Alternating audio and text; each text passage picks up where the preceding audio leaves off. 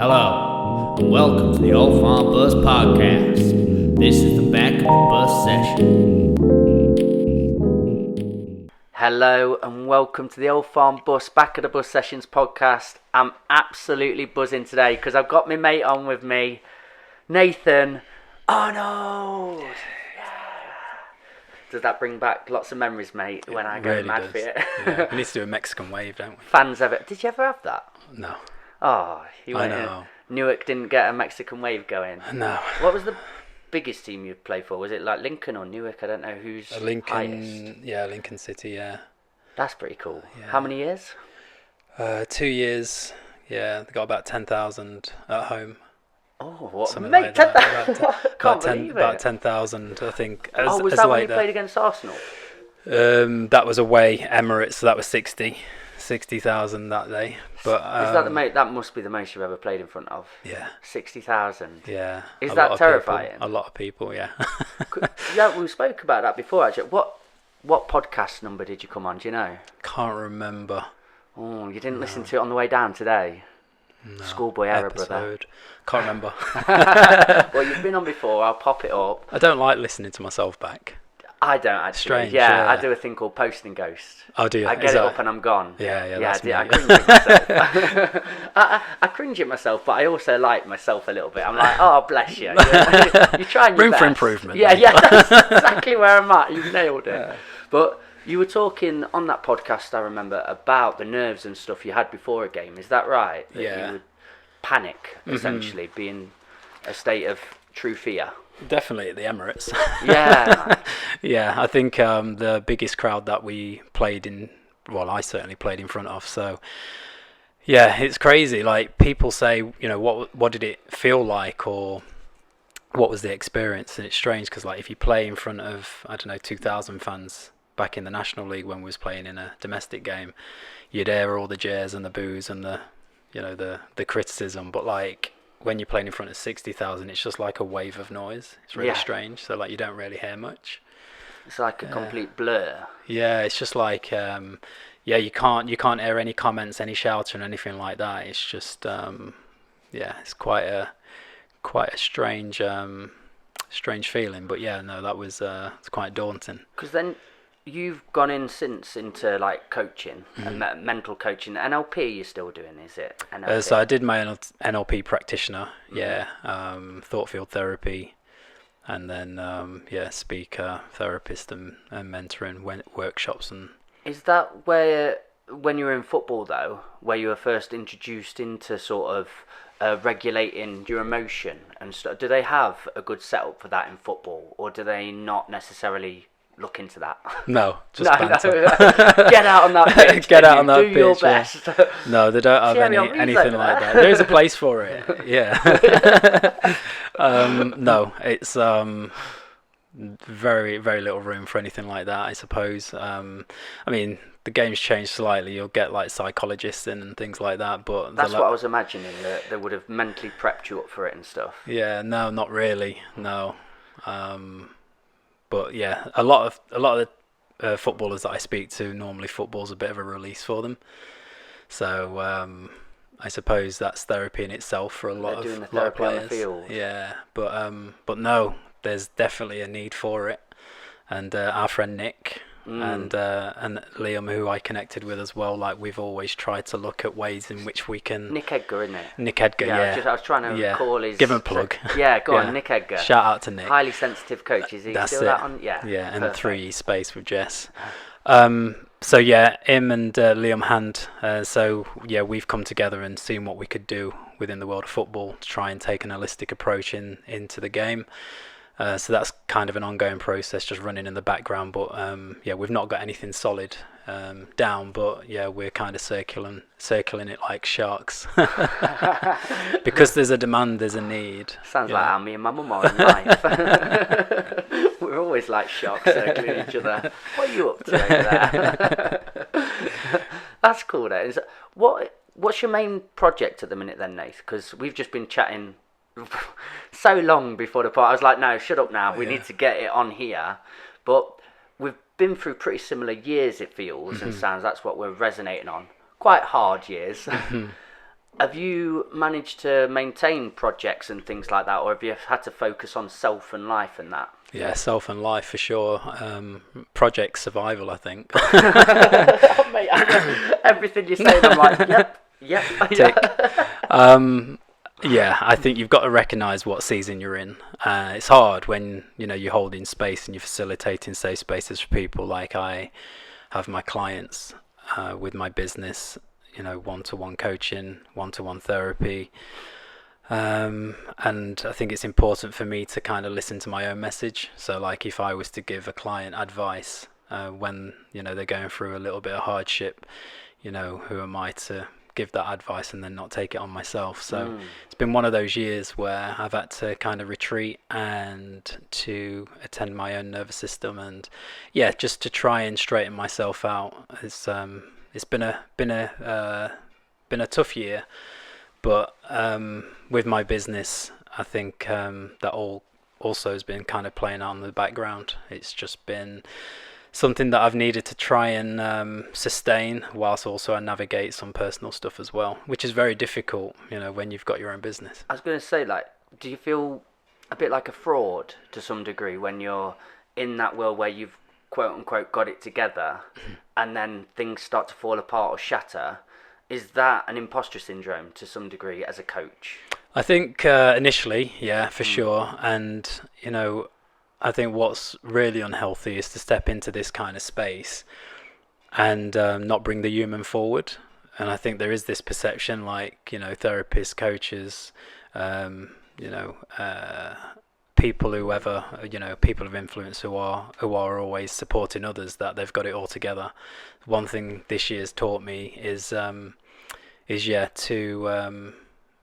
bring the human forward and to also embody that and use it as an example. That I'm not exempt from. So when you say bring the human forward, you say human, actually. Human. That's where you're from.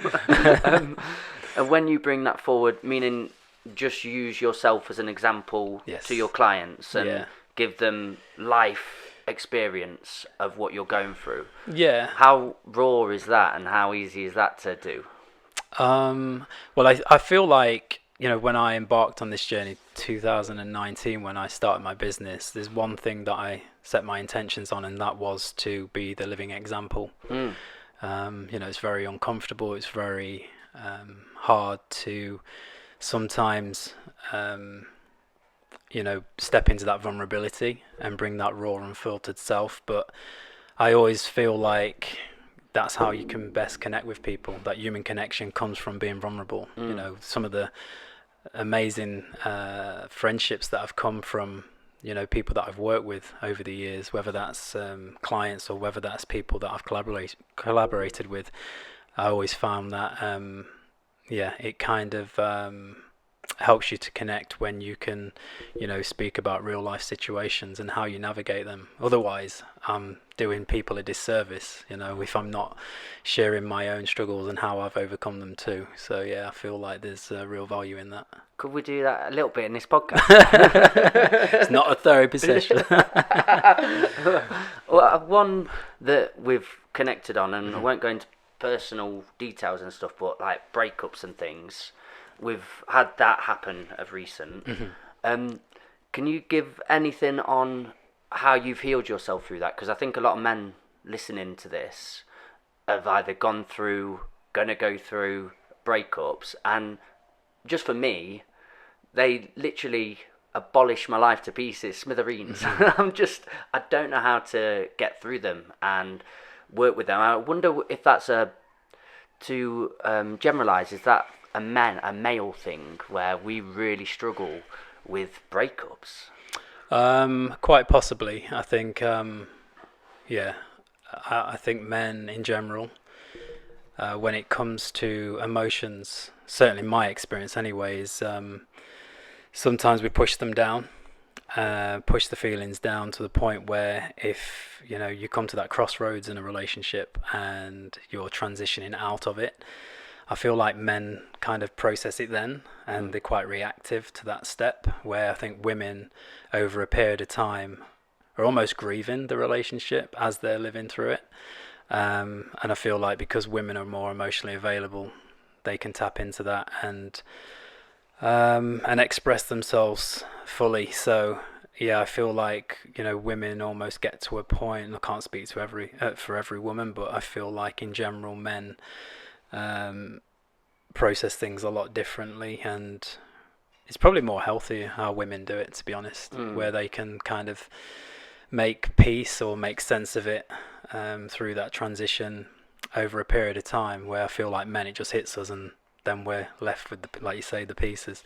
So yeah, that's something that I've experienced recently as well this year, transition out of a 7-year relationship, and it's not till a little while down the line where you can reflect back on and look at the, you know, the part that I played in it, the contribution that I made, and make sense of the decision and kind of come to terms with that. But again, it's the grieving process, isn't it? I think it takes time. There's a process to it, but yeah, I think definitely there's an issue there with us guys where we don't, it doesn't come natural when it comes to, you know, speaking about our feelings and maybe building the capacity that we need as well to hold those kind of strong emotions.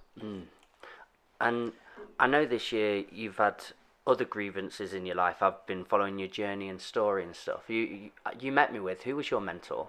Philip. Lovely guy. Yeah. Like, well, genius. An amazing human. Zen master. Yes. I would imagine that during this time you would have turned to him. Absolutely. As part of the process. Was he not there in this time? Did it happen before, or? Yeah, so February, Philip transitioned, and I feel really blessed and privileged to have been by his side as well. He invited me over to his house. Shivers a bit, actually. He invited me over to his house, and yeah, I spent some really valuable time with him.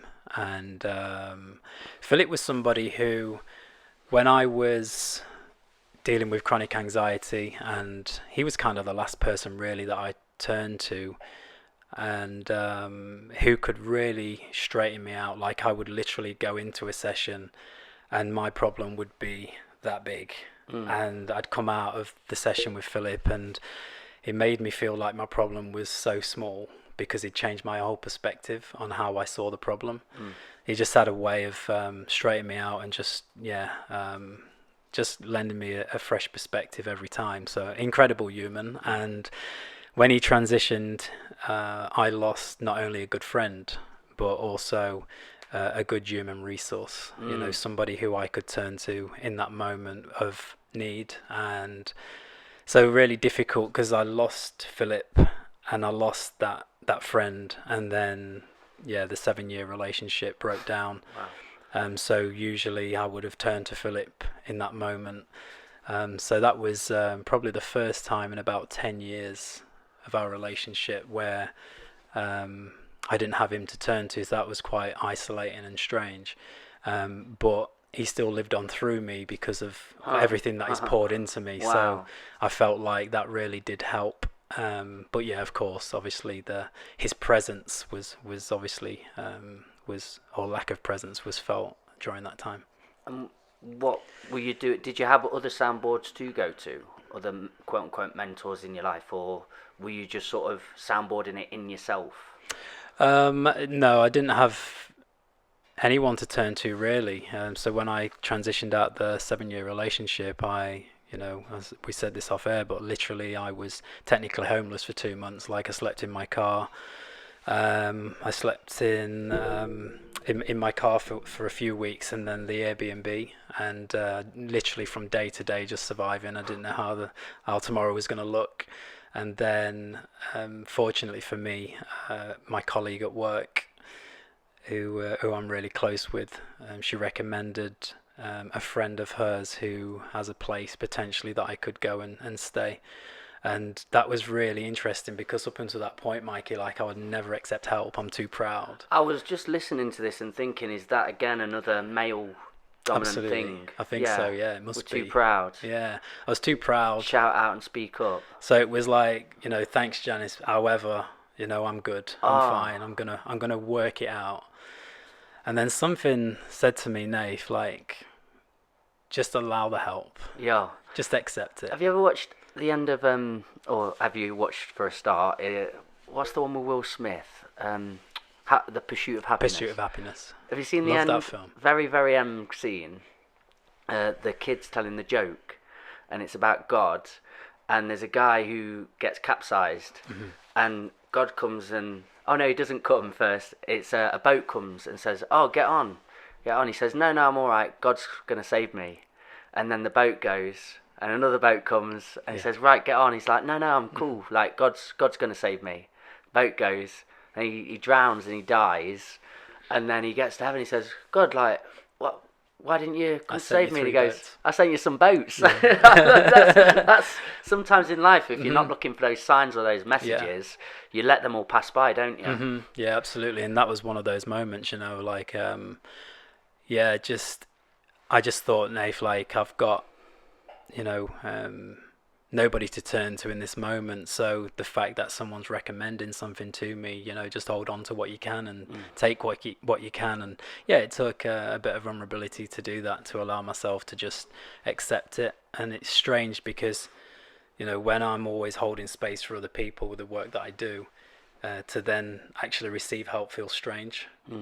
And again, it probably comes from a perception of having it all together, or a level of performance to being perceived a certain way. But this year's kind of stripped me back, to basics, and to really look at what I need, meet my own needs, what's important for me, and making sure that I don't bypass any of the process, because there's a tendency, and I used to just run away and escape it. And guilty. We've all been there.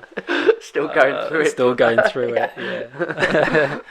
Yeah. So there's an element of that, and don't get me wrong. Like, it's life. You have to keep moving forward. You have to try and find ways of moving forward. But I gave myself permission, because I had my business, and there's so much responsibility and pressure to keep it going and sustain. But recognizing as well that I'm in survival myself, and I need to use this time to actually not bypass, and to actually be present with what's coming up. And that's something that I've learned over the years. So when I first lost my mother, 2015, there was a lot of running away, there was a lot of escapism. So I learned from that time. And this year, I can remember hearing someone say once, like, I've just had that year, and that's this year for me. No, same. That year where just one thing after another has happened. Nothing like this year has ever happened to me, and I've been through the mud, brother. I'll try and use me as an example here. I am sitting with that sense of, am I running away from myself? Because I'm doing a lot of travelling now, but I've also revitalised. I love the vlogging that you do. Yeah, I love creating. I love travelling, getting about new cultures, a different environment. How does somebody, if they were coming to work with you, know if they're processing it or if they're bypassing and they're running away? How would you work that out with them and figure out, let's just do therapy now? Free therapy, that's all I started a podcast for. It's a direct question. Yeah. Fix me up, brother. It's a good question. I think just I can only again go back to my own experiences, and when I recognised that I was running away from things, I was, sometimes like overworking, or maybe the opposite, where I, had things to do which was a priority, and I would skip them, and I'd find other ways, distractions, to avoid doing the most simple tasks. So it was just a bit of a process really, where I was kind of reflecting on what I was doing, what I was engaging in, and whether that was moving me forward or moving me away from where I wanted to be. But I think, just referring back to yourself, like, from someone on the outside looking into your world, like, I can see there's a lot of playfulness, a lot of joy, a lot of expression, a lot of freedom, which is inspiring. And I think it's about having a bit of a balance, because, if you don't bring that into your life as well, then it can be quite miserable, if you just to sit in your feelings constantly. And I like that. So I think there's a fine balance between what is escapism and what's actually, pointing towards your joy and freedom as well, and getting that balance, because I think there's room for both to coexist. Because there is a sense in the self-help world where you fill yourself with all this information, you read every possible book, listen to every podcast, and how much you actually living it out and acting it. And I think then you see somebody living very present, very in the moment. I've actually think my dad's a bit like this. I don't think he's ever read one self-help book, but he just seems to have mastered them all by accident. Yeah. So, yeah, it's a sense of, are you living it? I feel. Does that make sense? Yeah, sure. And I think that's it. I think. Have you been there before, where you're filling yourself with all this sort of rhetoric, jargon, information? You're becoming a master of it, but actually not experiencing it. Yes. Yeah, 100%. Like, got the notebooks, got all the intellect, the knowledge, the studying, but not you could help fix it. anybody else up. Yes. Yeah, again, I think it's a balance, because I think you can get like personal development indigestion, like you just constantly just absorbing all this information, but you've got loads of good snippets out of this. Just a balance. And that's what it always comes down to when you're around the campfire. You get hours of chat, and then you're like, it's a balance. Yeah, that's it. So yeah, what I will say though, as much as this year's been really heavy, I think it's also pointed to areas of my life that it's shown me underneath what's really valuable to me. And I think the nature of my business, probably 90% of my life, when I've embarked on this journey of personal development and obviously holding space for people in the work that I do, is intense. This year, having that time to grieve and to actually just to process through some of the things that I've been through, it's actually made more room and space for joy and for things that I love to do. So yeah, it's kind of I was in the shower last week, and I can remember just reflecting on, like, it was like this reflection this year as to life presents us with adversity, and all of us, no one's exempt from it, but I think the more you resist it and the more you try and avoid problems, we're missing the opportunity to get the lesson from it. And the lesson for me this year has been where, it's helped me really realize just how delicate or fragile life can be in terms of loss, but then also relationally, like what's important, and how passive I've been over the years, as to where I've kind of neglected the joy and finding magical moments for myself to be able to enjoy life, rather than just living it and surviving it. So that reflection in the shower was almost like, life, we have to have those moments, we have to go through those things, to really value life, because I think without going through hell, keep going. Yeah, like without experiencing isolation and loneliness and rejection or grief, like we can't actually value the good things. Oh, this is the Dan James one, isn't it? What's he? Pain plus reflection equals progress. Yes, I've never forgot that. Yes, Look at us, love joining that. all our mates together. Shout out Dan, shout out Nick, Dan. shout out Jess.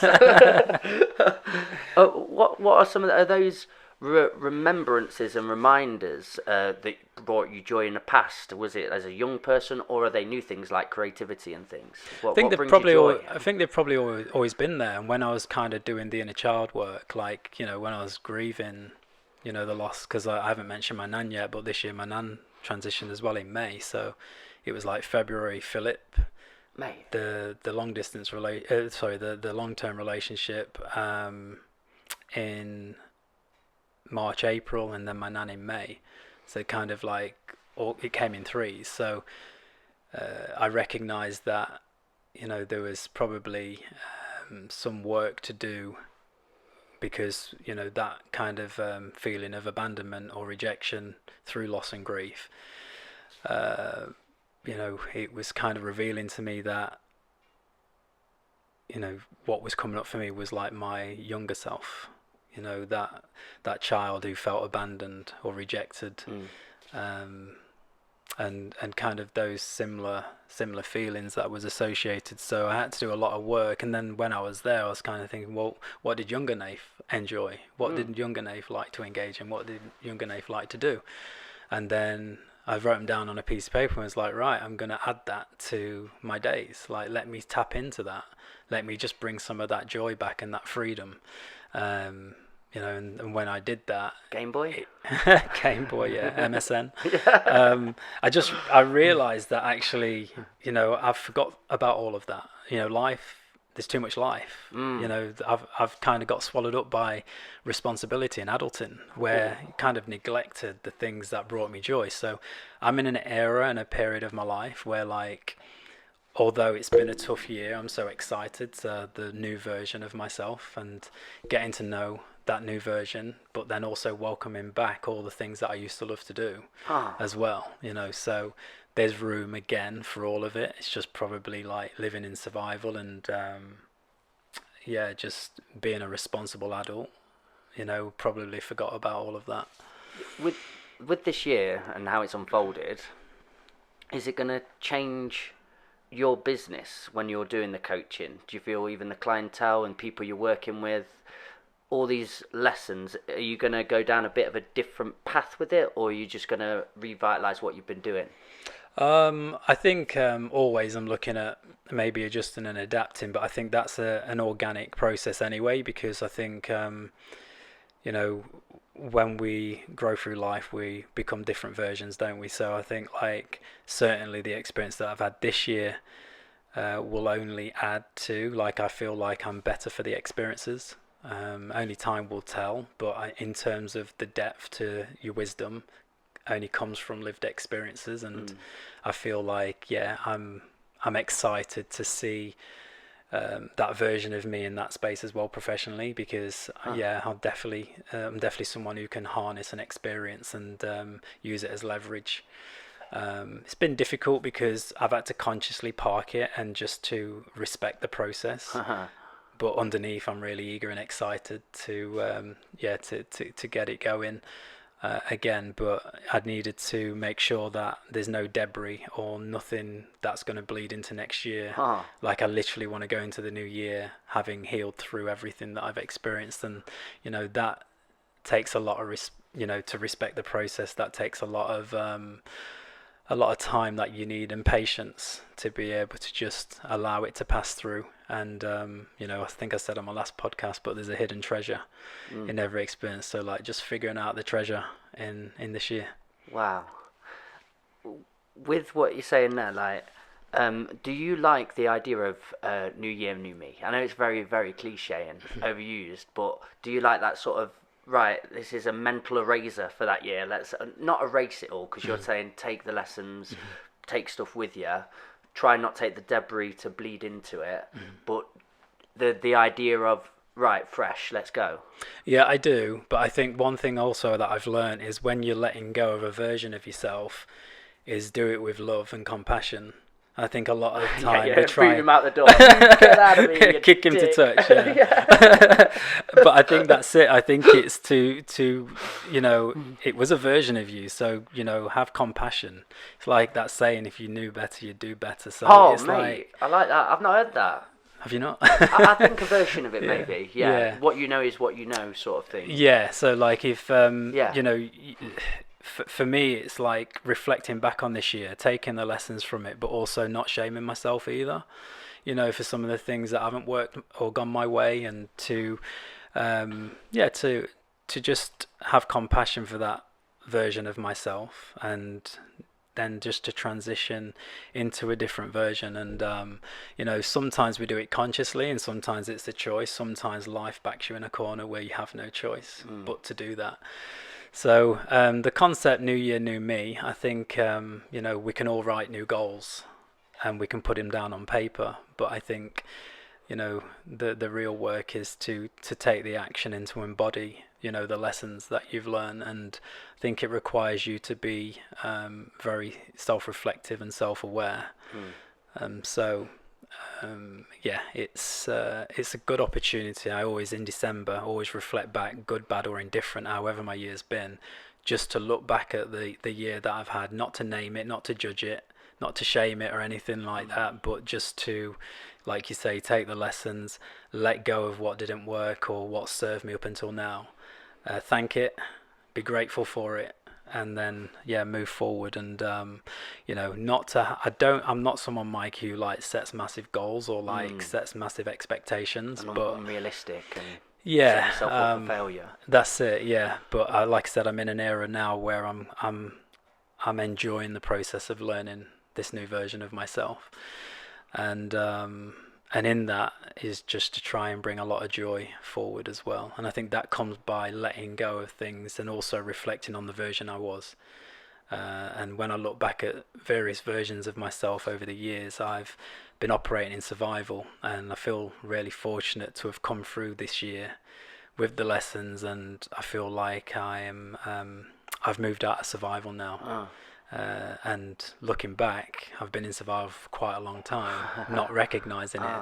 So, but that's only become apparent because of the things that I've let go of, and the things now that I've been welcoming in, like I said, humor, joy, play, and human connection, connecting with other people. And just on a very trivial level, where are you going for your humor and your play? Like, are you back to football? Are you having bants around, having a beer? what are you doing? I'm just, however that comes. Okay. However that comes. But one thing that I purposefully do is, because of the personal development journey that I've been on and the intensity around my business, is one place where I get joy is like at night.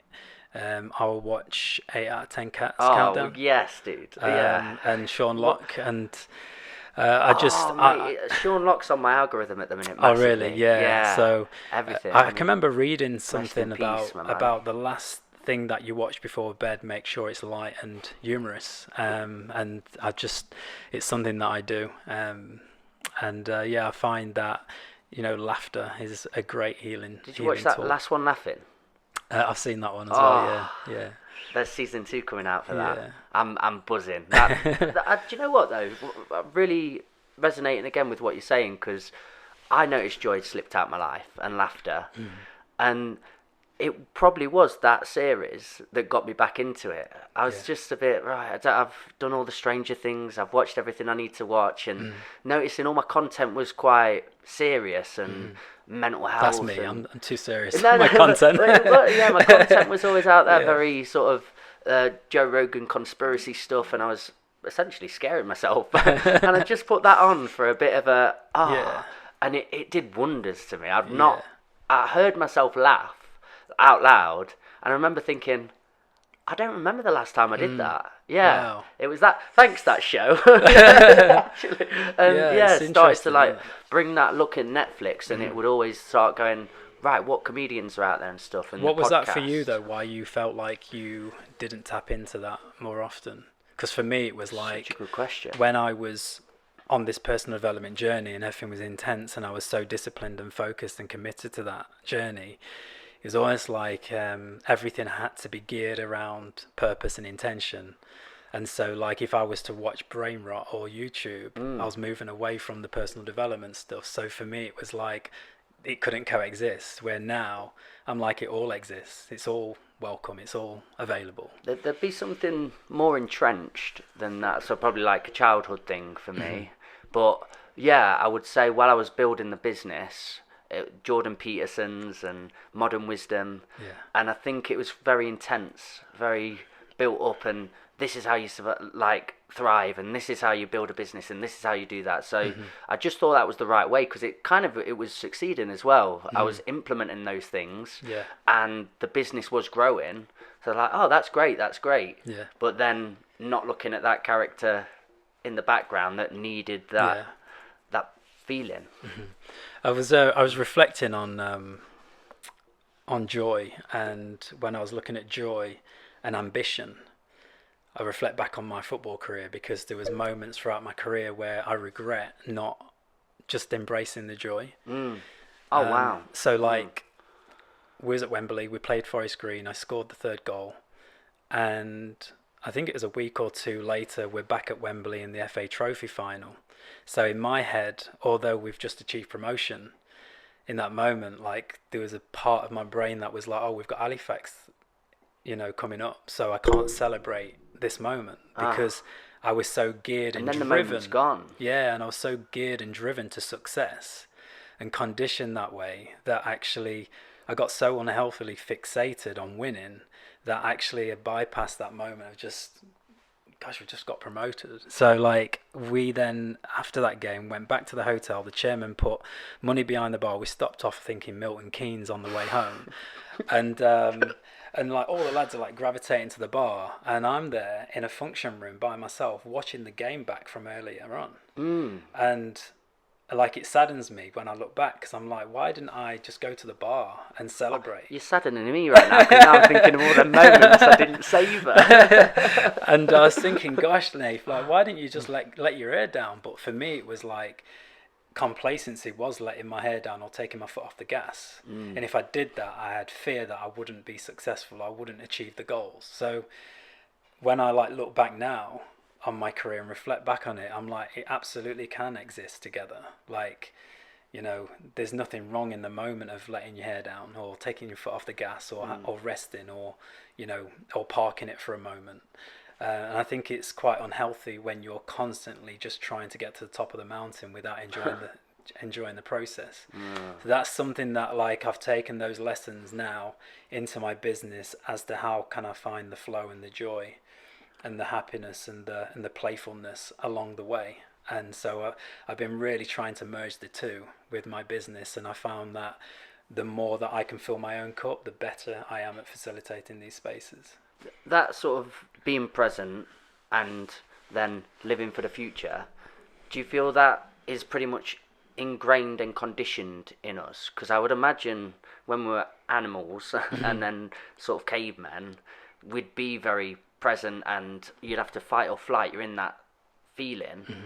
Where do you think we've got to as a society for the need to sort of always be building and creating for the next and the future and forgetting that? Do you think that's been built into us?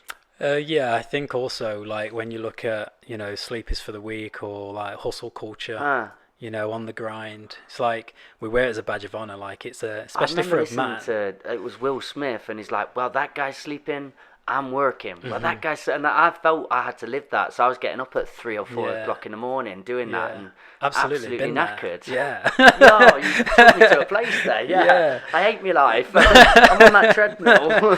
Yeah, but just away. like just motivation, isn't it? It's like it's I don't know, like conditioned, especially I feel like as men, as the breadwinner, as the hunter gatherer, like going out, and I feel like I think it really does help to tap into that kind of mindset, to withstand and to sustain that, what's required, I suppose. But yeah, as I've got older, I've just really valued, both aspects. Yeah. That there's a place for both. So, I can't speak for everybody, but certainly I think for people who are like highly driven or ambitious, I think there's this like unhealthy aspect to it where we can't always put it down and let go of it, out of fear of probably losing it or losing momentum. But like I always say, is that sometimes we view life as linear, forward momentum, progression, milestones and achievements, where life isn't like that. It's not predictable. Like life's up and down. I remember being in primary school. Yeah. And all they're saying is, right, get ready for your SATs. And that's in year like 3 or 4. And they're ready for this exam because then that gets you into this school. Yeah. And the second you get into there, it's like GCSEs. And in year 7, and they're getting you ready for that. And it just seems like a constant build of this thing you're going to get. And then work, you're trying to work your way up the ladder. And then suddenly you get somewhere, you go, I just feel like I did when I was there. There's not this special end product. Yeah. And that's certainly when I reflected back on my career. It's like I was always on the run. I was always chasing 9 goals. I was always, looking at the next thing. And even that moment there where it's like, oh, we've got Halifax again in a week's time. Like I can't have a drink, can't let my hair down. It's like, I didn't even play that following week. I was on the bench. So I was gutted. I was like, Can we not rewind and Yeah, I'll get drunk? That goal, that moment where you could have ran with your mates, proper just had it. Yeah. So but I'm there trying to predict the future, trying to control things and be like, right, well, we've got another final coming up in a week's time. I didn't even start, so I've missed that moment last week now. I can't ever get that experience back. So that was a big lesson in that, is just control what you can and live in the moment. And for me, when I reflect back on that, I think I said in a post recently on my Instagram, but it's like what I found was when I got to the top of one mountain, I'm only at the start and the bottom of the next. So that's just a continuum. And if we don't find time to play and joy, to find joy and play in the process, then what's the point of it all? I think that's where I'm at in my life, and that's what excites me more, is to tap into more of that, because that's innate in me. Like as a child, I look back on some childhood memories, and who I am, my nature is very playful. So it's been nice to reconnect with that. Yeah, you're emanating that today, honestly. Yeah, it's really inspiring me, this is. And I'm going away tomorrow, and I'm like, I'm going to go and have joy, and I'm going to be in it. With that as well, you've looked at what brings you joy again. For when you're doing work, what you're looking forward to next year to go into. You mentioned about Nick and this football potential thing. Is that one of the things that... I just have so many projects. Yeah, so do many you have ideas. one in particular that you could dive into where you're like, that's the one I'm most excited about next year for me? I've probably not really mapped it out as such. Again, when it comes to branching off with my business, like there's so many different collaborations, opportunities and projects. So I think first and foremost is to lay the foundations, is to just gain some traction again, and just to start, where I left off. So, the thing I wrote down on a piece of paper last week, like what I enjoy doing with my business. Because it's not only just providing a service, but it's actually, what my purpose is and what I actually love to do. And so public speaking and workshops was like sat at the top. Clients was kind of like, the one-to-one stuff was kind of like third. I value it all, and sometimes that changes. But the other day I was thinking like, the workshops and the speaking is something that will just always be present within my business, because that's something that I find is most impactful. When you can sit with a group of people and connect with them. So is that one of the most important values to you then? Is being impactful? It's not sort of the fact that it's exciting and you get that level of anxiety. It's, am I being impactful here? Is that important? Yeah, definitely. It's the impact. It's a good principle, actually. Maybe I need to sort of realign mine with that again. Because I remember that at the start, when I had this business, in fact, and it was like, where's the impact? I remember that. Oh, okay. Yeah, and I think you've got to be careful with that, because I think you've got to be careful with that, because it's like, is there a need in that as well? Like, are you trying to? I think you might have mentioned it on the first podcast that we did, but it was like, you're reaching or searching for something, and it's almost like you're healing through that yourself, because you're looking to. You're looking to make an impact with people, but like there might be something that you're gaining from that yourself. So I've been very mindful over the years as to removing myself from that, but what is the impact? And so just to answer your question, there's not really a specific project, I would say. I'm very much, how I work and where I'm at my best, I feel, is like when I'm in the flow. So you meant there sort of the ego is getting rewarded essentially from that. Yes, I'm giving absolutely. loads of impact here. Yeah. But it's like you're feeding yourself through the goodness that you feel that's providing. Yeah, and I feel like I've got a really shit business model. Like seriously, like if I wanted to make money in this space and I wanted to drive my business, I feel like I've turned down so many opportunities. Because it's not aligned with my values or where I want to go, how I want to show up in this space. So I just feel like, the impact is most important, but then, like you say, removing the ego, and I try and just be intentional by, behind everything that I say yes to or I engage in or I maybe push forward. And one principle that I took from my coaching qualification last year was that the ownership always is with the client. It's not my agenda. So that's really important. For them to recognize where why you they're want here. them to get to. Yeah, like what's the payoff for them? What's the benefit? Why are they here?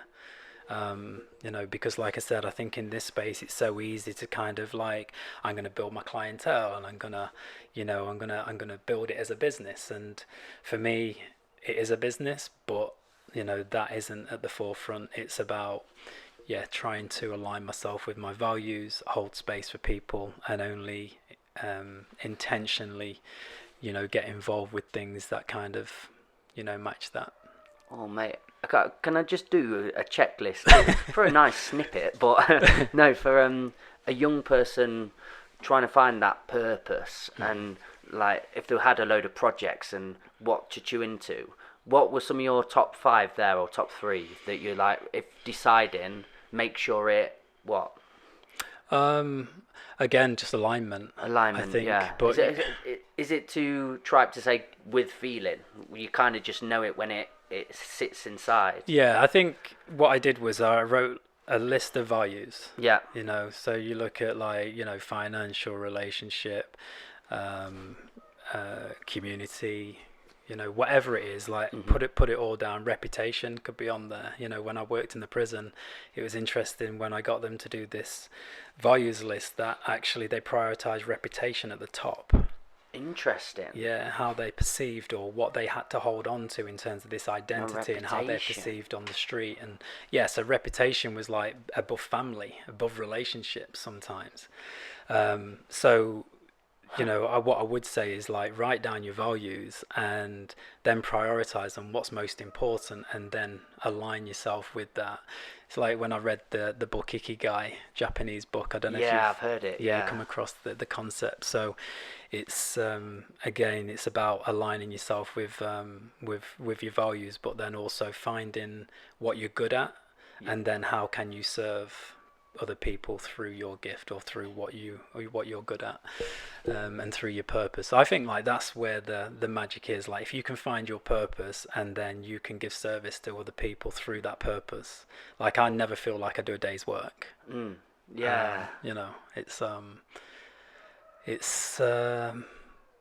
I think it's important for people to have a look at their values. I would say someone who's trying to I don't know what my purpose is.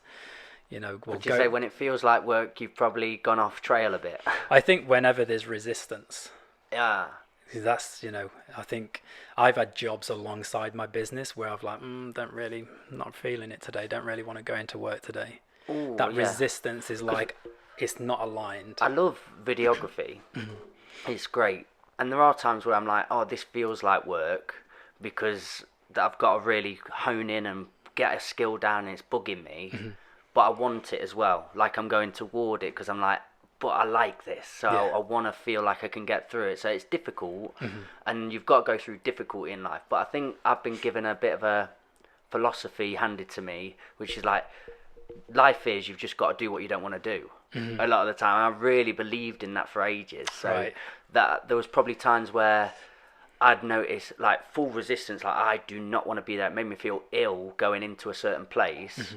And that would have been a good sat-nav or navigation to know not what I want to do. Yes. But there are also times where I found things as difficult, but challenging. And I like that aspect. So that's still sat-naving me to how did you like recognize the resistance versus probably in this conversation. No,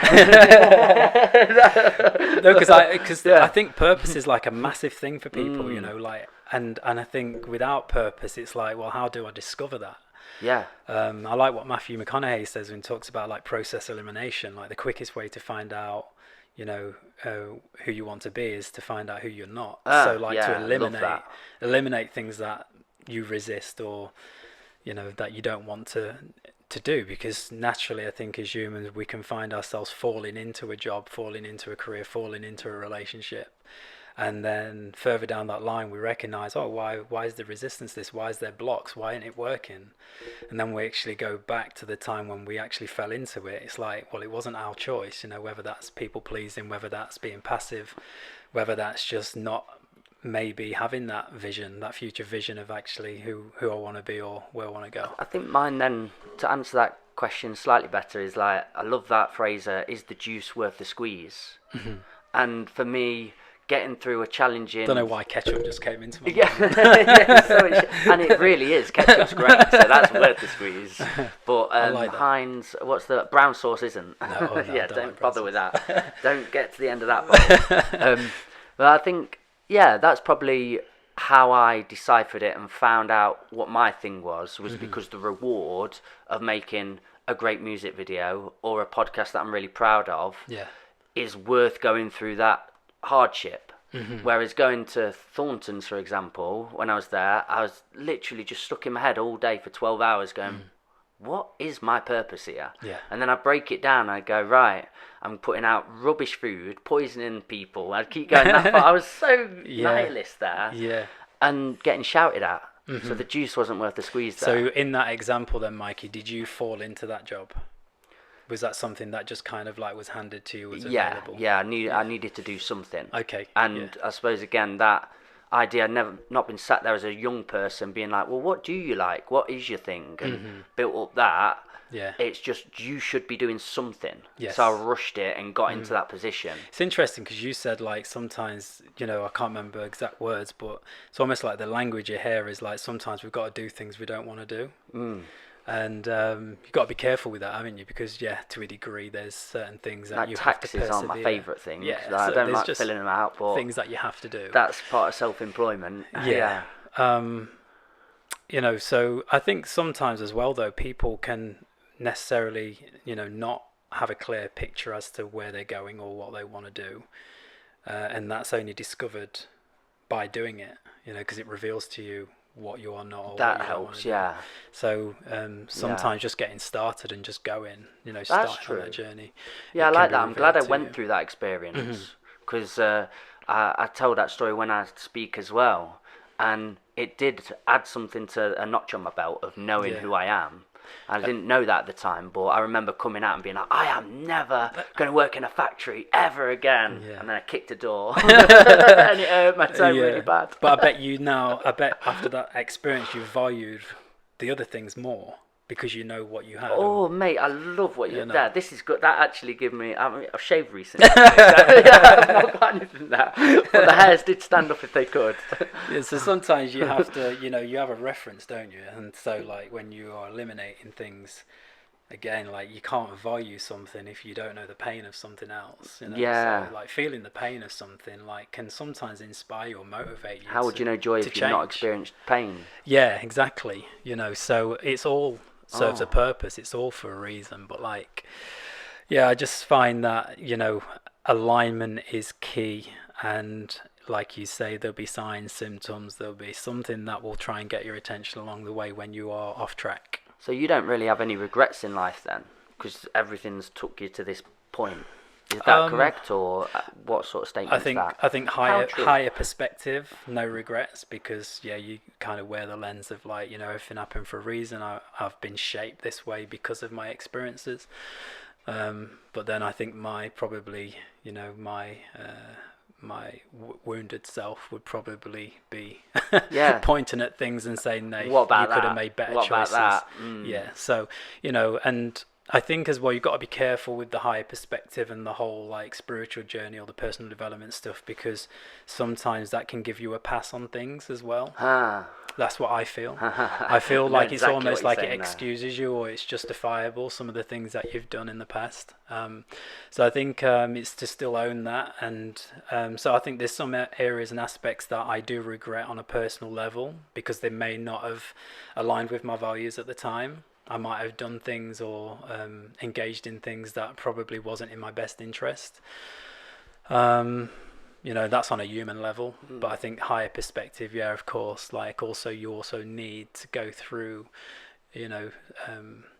some experiences that I always found quite humbling, like that humbled me in a way where I took that lesson and thought, I'm not doing that again. It's like when the child goes over to the candle and, can feel the heat. It needs that experience. Like if you just say to that child, don't go near the candle, don't know what you're on about. Like the child's like, it needs that experiential experience. And for me, it's built a bit of a taboo up. I'm like, oh, I really want to. Yeah, I did that at the Indian once. They had a hot plate out, and they're like, don't touch that. Don't touch it. So what do you do? Mate. You touch it.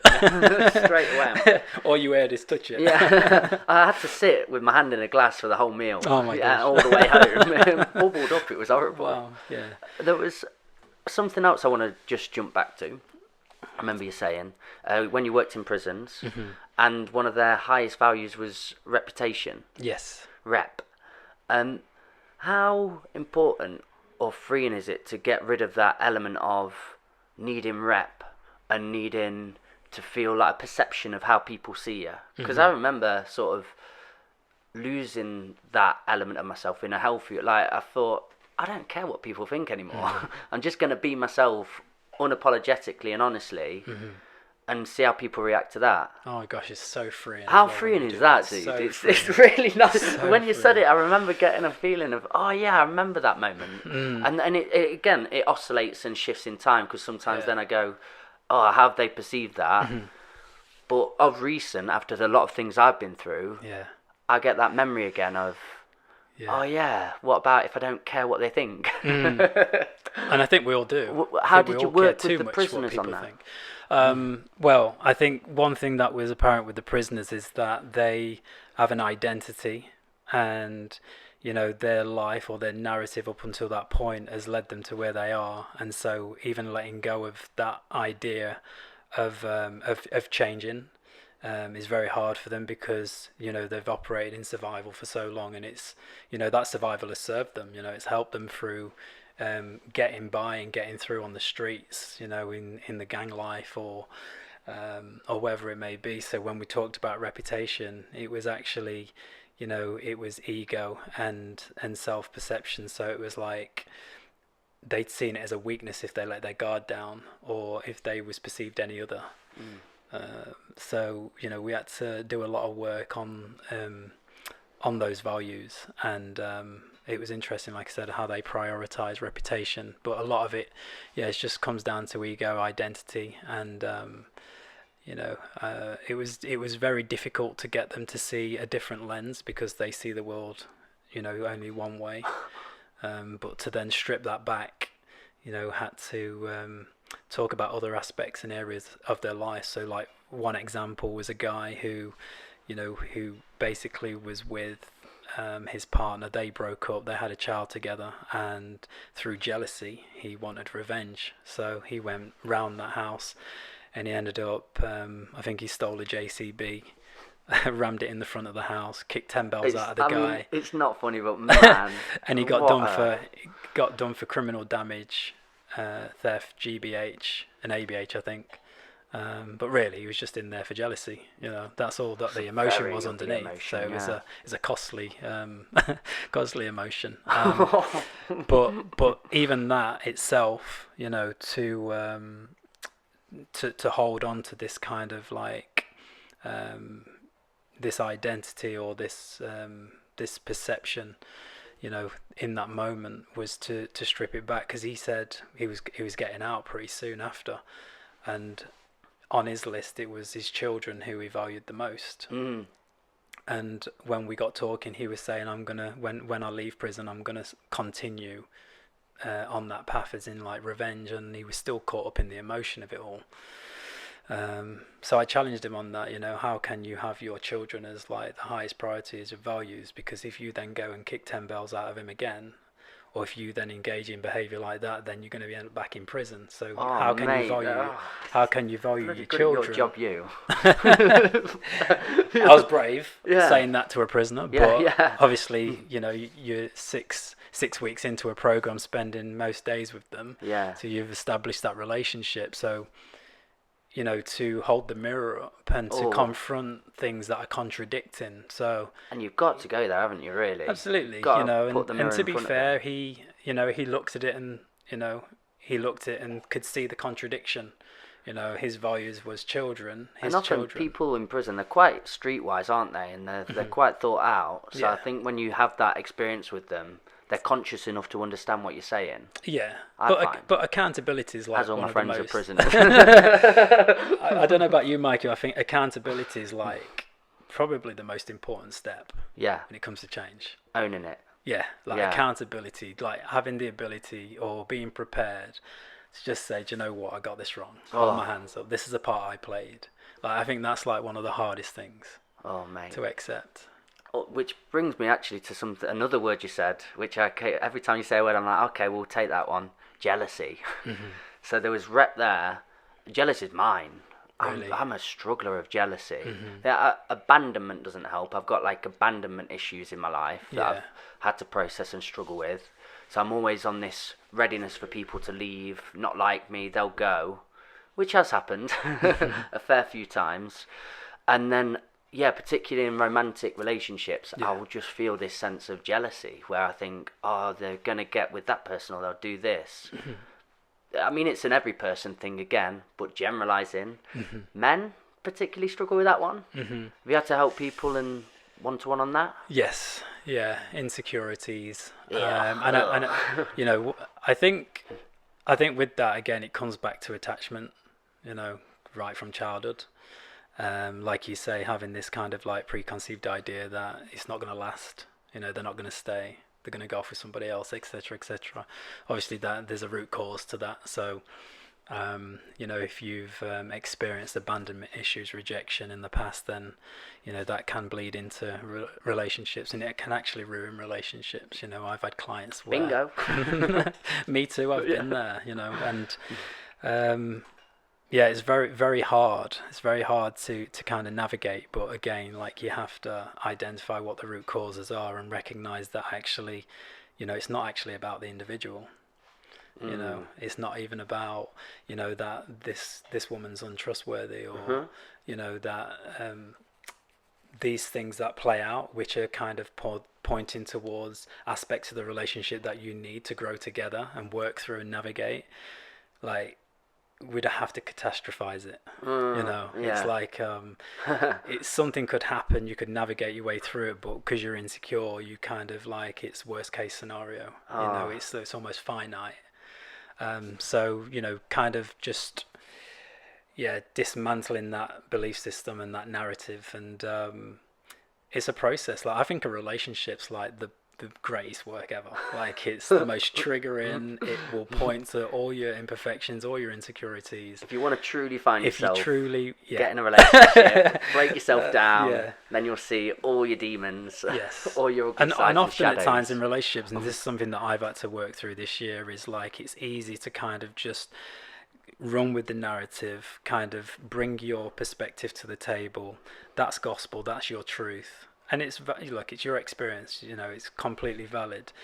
But if you don't step out of that and then wear the lens of the other person too, one, you can't find compassion in that, but you can't make peace in that either, because, you know, if you continually look at, you know, breakdown of relationships or friendships or whatever that may be, and you're always going with your narrative all the time, like you're denying yourself the opportunity to learn, because it's just feedback. I'm so looking forward to listening to this podcast back. Honestly, it's just feedback, and I think like when it comes to relationships, it's in order to sustain and continue to grow together, you have to be vulnerable enough to look at your own shit and to own it, and to also wear the other person's lens. Sure, that's big.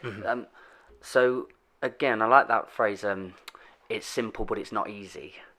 So, sort of with that, what would it's definitely not going to be easy, this, but somebody who's suffering or struggling with an emotion like that, like jealousy, one big thing is recognizing it, what it is a really important factor, understanding where that's come from. Yeah, I think whenever we're triggered or when we have an emotional reaction, then that's come from a place in time on our timeline where we've experienced something of that nature. So to identify is just to recognize. This is the emotion. This is where it's come from. how many more steps after that would there be to, and do you conquer it? I think actually nailing down on the timeline the specific root cause is the most challenging thing, because a lot of life's happened. So just to pinpoint actually where it stemmed from is very difficult, because you'll have micro moments along the way. Did you ever watch Austin Powers? Yeah. There's a minute where he goes, "Daddy didn't love me." He's working stuff out and he just screams that. Oh no, is it Dr. Evil that does it? Somebody said, "Daddy didn't love me." Yeah. Yeah. Okay. So find your "Daddy didn't love me" moment. Yeah, that's it. Yeah, I love that. There'll be something there. So carry on. Sorry, I just had that in my head and I needed to say it. Yeah, so no, it's fine. Just on the timeline, just to try and establish, working back, where that root cause came, and then once you do that, what I like to do is then to reframe it, because a lot of the time, we have a story, and then, an event's happened. We have our experience of that event, and then along the way, things stack on top of it. So it's really important to actually look at it for what it was, and to then reframe the meaning that we give to that situation. I think that's like the most important bit, is to become aware of it, so recognize where it stemmed from, but then to reframe. One thing that I actually wrote down today that I wanted to mention in terms of the tool, which really helps with this. So we'll get to it.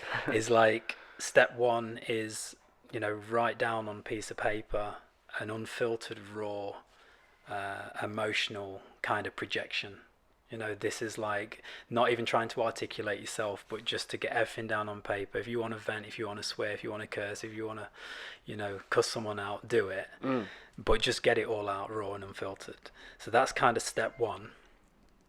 So you are writing a letter as you, so as me, and then the next step is about me. So first one is raw, get it all out. Second one is reflect. So you reflect back what you've said, but you say for example, the first one is I statements. I felt this, I feel this way, I experienced this.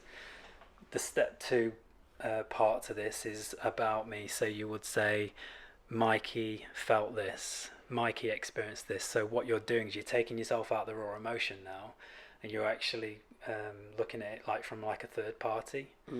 And you're still speaking about the experience, but it's really interesting when you do that process, because you feel detached from the emotion itself. And then the third step is to reframe. So now you're still writing down what happened, but from a higher perspective. So it's like, how can you then change that narrative?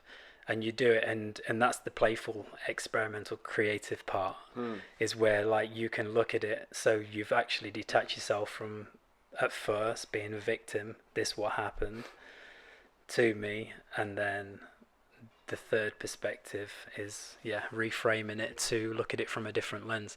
And even if you haven't kind of like embodied that higher perspective yet, and you're not quite there, at least you are detaching yourself emotionally from what played out, and you're giving yourself an opportunity to reflect on that and look at it differently.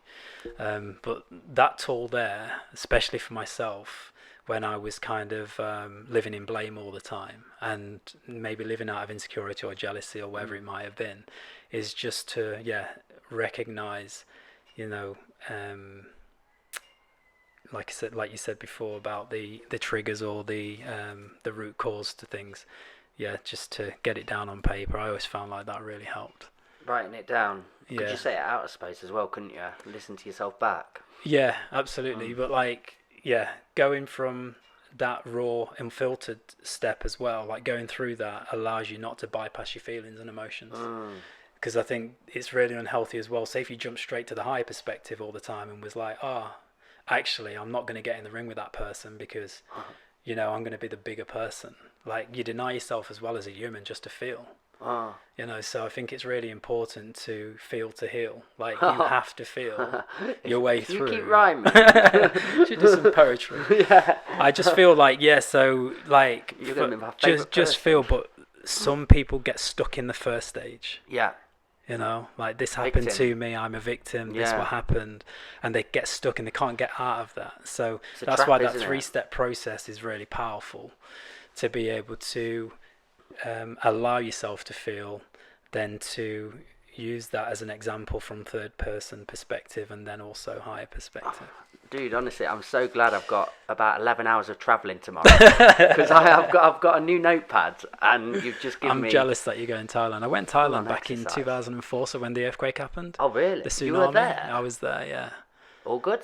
I mean, you're fine now. Yeah. Is this the soul of Nathan Arnold right now? But, I mean, what was it like? Carnage? Yeah, so... I've just got to say, that was beautiful what you just did before, so thank you for the content. No, incredible what you've just said. It helped a lot in here, so thank you for that. I'm going to play with that. My pleasure, brother. But tell me what an earthquake in Thailand's like. I was 17 at the time, so I was at Mansfield Town, and there was... it was coming up to Christmas, so I went away, and my Australian friend Tim was playing for Mansfield in the youth team, and we put him up at our house. And he came live with us for a bit, and then around Christmas time I was going to meet his Australian family, so we went to Thailand, which was kind of like halfway. And we arrived, I think it was like Christmas Eve, and the earthquake happened Christmas Day, I think it was. And so we felt the earthquake. It was in Bangkok at the time. It was early in the morning, and then it was probably about 4 days into the holiday where I first picked up a paper and recognised the devastation, because like I just wasn't aware of what's happened. Felt the earthquake, but didn't know that. Just like a rumble. Yeah, I was just in an Irish bar, and my mum rang my friend's mum's phone, and she was hysterical, and she was crying. Like, and I'm living my best life in this Irish bar, and not just oblivious to what's played out. That was quite an interesting time. Oh, mate. Oh, yeah, I've heard there's... Fingers crossed and touch wood, nothing like that happens on your journey, Mike. I've been before, yeah, I've been before. It was a lot of carnage, but no earthquakes or devastation yet. Yeah. Touch wood, touch wood. Nathan, my wonderful 5-year-old daughter is about to be an angel at a school play. I can't wait to see how that's going to go. But yeah, we're going to have to draw it to a close so I can run over there and get it. Yeah, sure. This has been amazing. It's been a good podcast, this one, hasn't it? I've enjoyed it. I